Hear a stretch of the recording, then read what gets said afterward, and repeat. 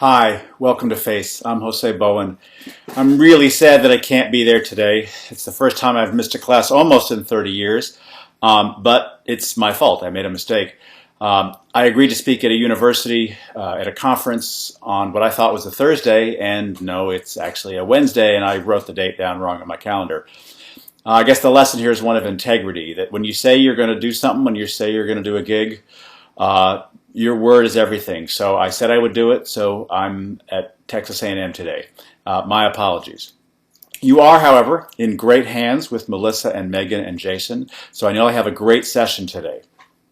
So briefly, FACE was designed to help you understand what it means to be an artist, but really that's an internal journey. For everybody, it's a little different. So creative process, you'll have your own creative processes, and hopefully by learning about other people's processes and sharing something, you'll get some new ideas. Creative lives, there is no one way to be an artist. There are lots of ways to do this. Remember, our goal at Meadows is for all of you to be able to work as an artist when you graduate.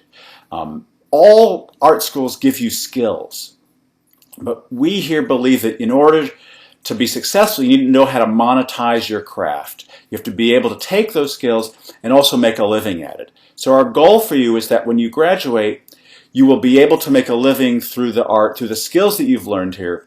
So some of that's going to be entrepreneurship, and we'll talk about some of that, and we're going to do taxes later in the semester, yay.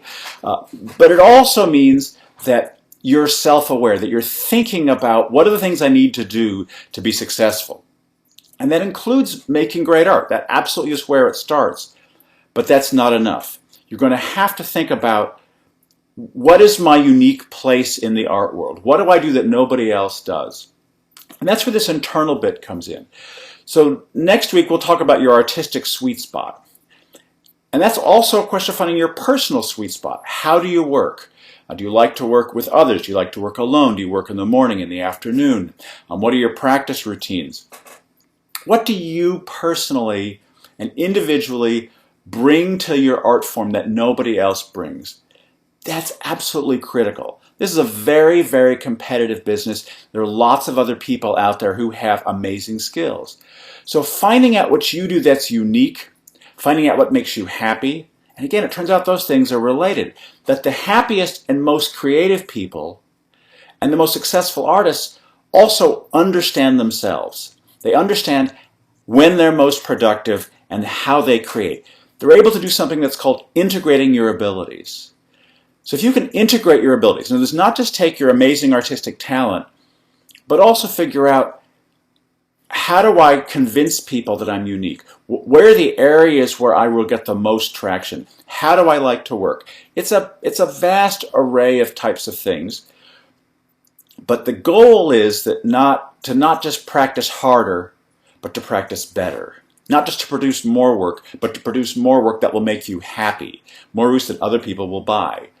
We sometimes talk about this as finding your calling, finding your voice. And we sometimes think of this as being just artistic, that it's only about, finding your artistic voice. Which is the right range for you to sing in, or what kinds of roles do you do? But it's also, what kind of people do you want to work with? What kind of theater do you want to work in? Do you want to work with children? Do you want to work on Broadway? Do you like the pressure and the stress of that life? Do you want to have a family? All of those things are connected. And if you're happy and understand yourself, you'll be able to do this. So the next exercise you're going to do is about thinking about, what are the skills that an artist needs.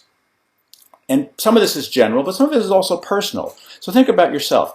You have 4 years here to think about, what skills do I need to acquire? What behaviors and habits might I need to change or grow? What experiences do I want to have? Everything that you experience as an artist will change your art, because it will change you. Now, we say in music, you are what you hear, in visual, you are what you see. So going to exhibitions, going to concerts is going to be one way of getting that. But it's also the other classes you take. A class in human rights may make you think differently about the world and about what you want your art to do. So think broadly about your time here at SMU and at Meadows. And this class is designed to help you think through some of those choices. I always begin by telling students the worst choice I ever made. So I was your age, I was an undergraduate, and Duke Ellington and Ella Fitzgerald were coming to the campus to do a concert. But I had a midterm the next day. And yes, I actually did this. I said, they'll be back. I'll have another opportunity to do that. I really have to do well on this midterm tomorrow. I need to study tonight. And I missed it. I did not go see Duke Ellington and Ella Fitzgerald in their last concert tour together, and it was on campus.